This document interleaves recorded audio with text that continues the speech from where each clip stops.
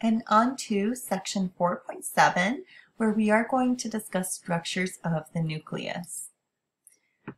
First, we'll start off with our nuclear envelope and the nucleolus. Our nuclear envelope is pictured over here. It too is going to be a double phospholipid membrane that is going to enclose our nucleus. It's going to separate that cytoplasm from fluid within the nucleus. And that fluid within our nucleus, if you remember from previous sections, is called our nucleoplasm. So you can see that all within here, or within our pictograph, it would be this region in here. And it is going to be externally continuous with our rough ER. So of course we don't see the rough ER pictured here, but as with our previous cell pictures, we can imagine that the rough ER is kind of laid out alongside of the nucleus, or the nuclear envelope rather. Now on this nuclear envelope, we have these tiny pores or openings.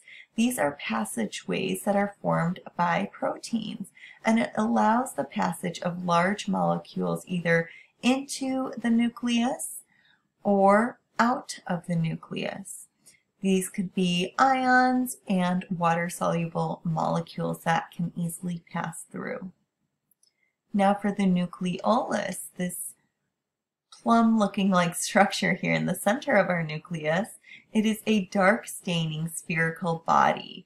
So meaning that we have to use special staining techniques in order to get this dark appearance to it. It is not membrane bound and is composed of protein and RNA. It produces small and large ribosome subunits that we saw in our previous section, and this nucleolus is not going to be present in all cells.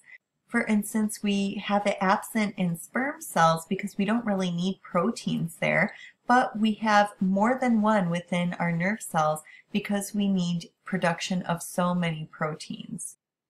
And on to DNA. DNA is going to be housed within the nucleus, and it is composed of these repeat monomers known as nucleotides. Our nucleotides come together with a sugar known as deoxyribose. So each of the deoxyribonucleotides are composed of that 5-carbon sugar, deoxyribose, and a phosphate, and one of the 4 nitrogenous bases. They are adenine, cytosine, guanine, and thymine. Now this thymine is going to be different if we are talking about RNA. Then it'll be uracil instead of thymine. But for DNA, we're going to stick with these 4 here. And you can notice that they have complementary base pairings. So G and C are always linked together, and they are linked through a triple bond, and A and T are always linked together with a double bond. So you can see that throughout here, they're kind of partnered with their buddies. Now I don't have the molecular structure here, but each of these nucleotides are linked with a phosphodiester bond that helps create the backbone of our DNA. And each molecule has 2 complementary strands of these nucleotides. You could see that we form this spiral ladder. We have our sugar and phosphates that are forming the struts of the ladder, and the pairs of the nucleotides are forming the rungs. They are also connected by hydrogen bonds to the complementary strand that is pictured right over here. I wanted to just quickly show you this illustration of those hydrogen bonds here between guanine and cytosine. Notice how we have 3 of these hydrogen bonds here with that relationship.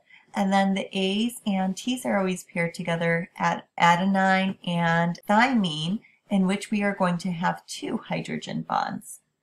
And we probably already know that DNA is going to house most genetic material of the cell, and humans have 46 separate double-stranded DNA molecules.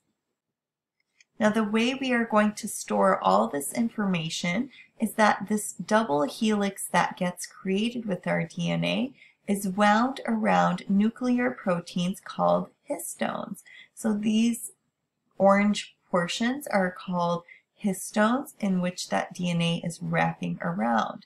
And together, when we have DNA wrapped around the histones, we call this a nucleosome. When the cell is not dividing, DNA are in a form of finely filamented mass that is called chromatin. But when we are dividing, DNA chromatin becomes tightly coiled masses called chromosomes. And that's what we are seeing up here, where it's tightly coiled and we get that X shape to it. Now let's talk about DNA and genes. When we have just a segment of the DNA, we are going to call that a gene. So they're segmental units of nucleotides, and it provides instructions for synthesis of specific proteins.